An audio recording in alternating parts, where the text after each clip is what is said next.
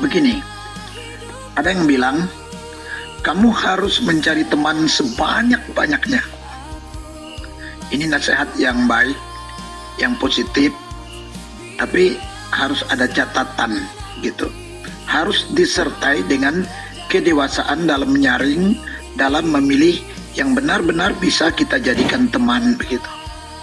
Karena di kehidupan kemasyarakatan, di kehidupan sosial, di kehidupan profesional, punya jaringan yang luas itu sangat-sangat menguntungkan. Tetapi kalau hanya konsen ke jumlah banyaknya teman, atau kita tidak mempedulikan mutu atau kualitas yang bisa dijadikan teman, nasihat ini bisa berbalik dan bisa menyerang kita, bisa kita terkapar nanti.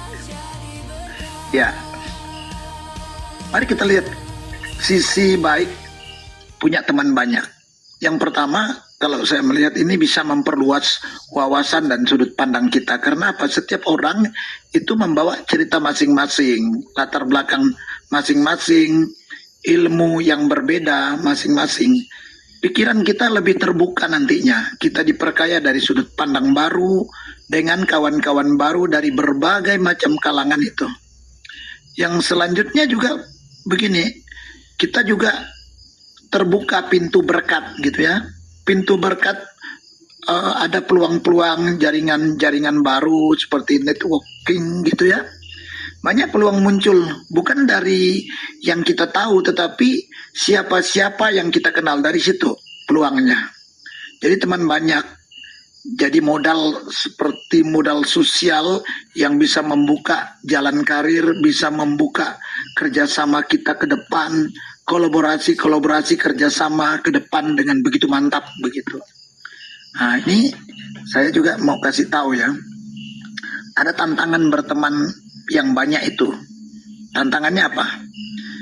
Teman banyak saja sebenarnya itu tidak cukup. Kita ngitung kepala banyaknya gitu ya, tidak cukup. Mengapa? Begini, kita harus seleksi mana-mana yang cocok kita jadikan menjadi teman, supaya dalam kita berteman, kita itu sama-sama tidak dirugikan. Itu penting. Karena begini, Alkitab keras memperingatkan dalam orang berteman ya, ada risiko terpengaruh hal buruk yang sangat tinggi sekali dalam berteman. 1 Korintus pasal 15 ayat yang ke-33 bilang begini, janganlah kamu sesat, pergaulan yang buruk merusak kebiasaan yang baik. Jadi kalau kita berteman dengan siapa saja tanpa ada benteng prinsip yang kuat, kita mudah terseret ke jalan yang salah. Kemudian banyak juga teman, itu belum tentu teman-teman itu bisa menjadi sahabat.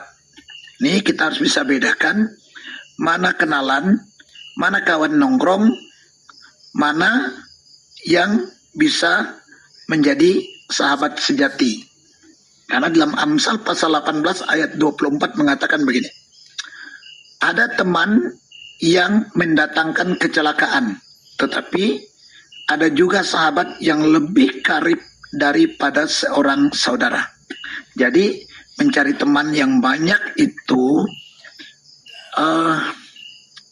begini, kita bukalah pintu pergaulan yang seluas-luasnya dengan kita ramah kepada semua orang, tetapi harus dipersempit lingkaran orang-orang terdekat kita.